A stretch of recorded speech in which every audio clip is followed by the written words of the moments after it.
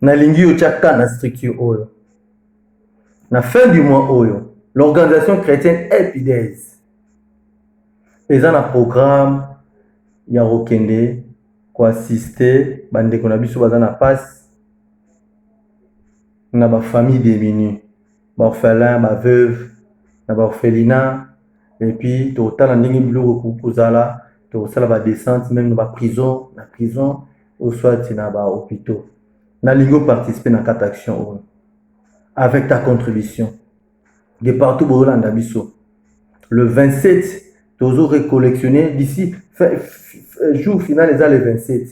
Le 27 na biloko nyonso botindi to botinda tosala bacha pour que le 30, le 31 tokabola na ba oyo soki mosala eza makasi si le premier na ntongo tokokabola bandeko oyo ntango bamosusu baosepela ya vandi kaka po eloko koleza te ye mpe asepela ntango baopambola bapasteur baopambola basali na nzambe ye mpe azwa lisungi oyo ekouta epai na yo na ngai bana na nzambe de partout nous sommes.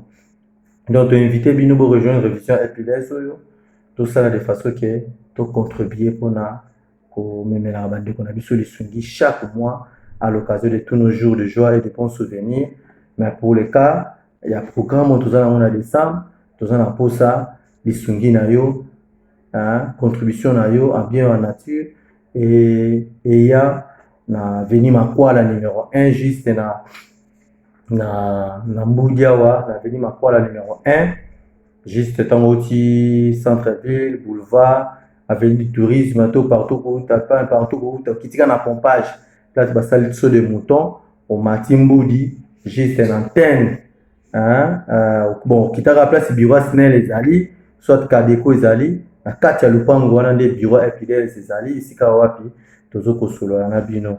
Tinda contribution na yo na numéro to pesaka ya 089 670 12 57 089 670 12 57 ou soit 081 23 64 971 23 64 971 wana koko tinda pe contribution no soit Tigo Cash M-Pesa ou soit okoko benga kaka na partout koko za peut-être musika Jordi Mampolenge to kene kozwa contribution na yo pour que tout ça l'action oyo ensemble avec toi.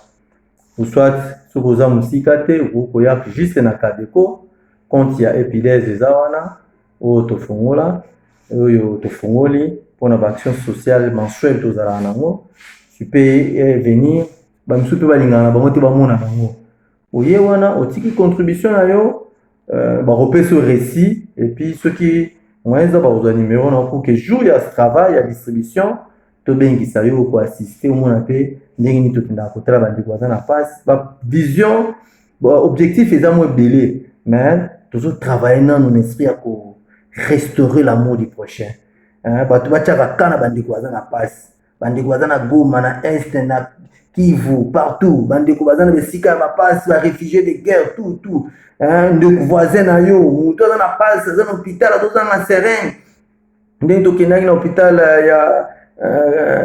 ya mama ye mobenga tout ça totiki basengeng babiloko mosusu na sa diligence wana bazoyebisa biso policier wana azoyebisa biso papa batikela biso bamontre ya cher babiloko na bango motuya parce que kuna basengi kisi boye kuna basengi serein nzambe apambola bino. Donc cela veut dire que nous voulons faire ce travail avec vous. Bokanisa mabe te bandeko toza basali na nzambe ya solo ya libungu te bokanisa mabe te bopesa biso confiance botinda bacontribution na bino soki moni bamama meme mama monene oyo mama général Njuka apesi biso confiance na baconseil c'est une grande dame mais opesa biso akoaconseille biso akoorienter biso azalaka strict azalaka pas de blague mais soki omoni apesi biso confiance eza babiloko ya blague te amoni mpe bamokili bazomona ndenge tosala nzambe moi oyo nzambe akofutelanga moi je travaille dans l'informel je suis courtier immobilier naloba mpe ke jour na ngai esengo eza jour nasali affaire esimbi nalongolaka mbongo ensemble avec oyo bato batindaka la fin du mois, tout ça l'action, tout ça mon programme. Mon jour de joie, c'est mon jour na sali cop, to yozo la ndanga oyelinga marché, na sali na teki lupangu, to na teki ndaku, to na koti mutu na loger mutu, na gagner na commission nanga, c'est l'argent que moi j'utilise pour que na ko passer na émission na radio, na Ralik, na RTVH, na RTP, na ba chaîne belé to les tout ça. Et ça ma mbongo mususu ya biso moko. Ou tout ça les là, musala nzambe, c'est pour prêcher l'évangile de l'amour et de la compassion. Vous voyez? Donc biso peut tout va serviteur dans quatre structure, nous contribuons.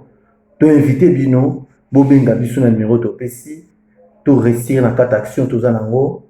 Yo obota mois de décembre. Au bala na mois de décembre. Aux ana souvenir moko ya nzambe ya bien na vie na mois de décembre. To inviter yo. Tchalo boko na quatre actions tout ça nango. Le merci d'un démuni, d'un pauvre, d'une orphelin, d'une veuve, d'un orphelin, c'est une prière pour toi. Vous voyez? Et puis yo oyo, o sepeli na yo, lokolo tali ke ane mobimba nzamba bateli ngai. Na komi na suka ne na kimia. Ah, na bolamu nzamba saelenga. Tika nga pena saela ndeko mo aza na pasi bolamu. To invite yo o contribuer na quatre actions to za nango. Le 27 tout ça là l'achat le 27 ou soit robenga biso to sac à loso to sucre to sac à madesu mbongo zanango tout ce que tu veux là hein benga biso to ya kozango malgré ba moyens de transport exactement mais nous allons nous organiser avec nos frères et sœurs na bande comme sur bonne volonté to ya kozwa esika biloko yo zanango bino nyoso bolandi biso organisation chrétienne FPDS des églises était. Et ça structure ya bana na nzambe nyonso o to invité bino to sangana na kata bolingo o to talisala mokili ke bolingo ezepa ya bana na nzambe bolingo ezali toujours bolingo yango nde nzambe bolingo yango nde zoko sauver mokili. L'amour est très puissant et l'amour plutôt est très puissant, bien aimé. Nous devons cultiver l'amour pour vaincre la mort. Nous devons cultiver l'amour pour vaincre beaucoup de choses. C'est pas un manque d'amour. De l'élo, au commun situation, au commun amour. Parce que tu n'as pas aimé.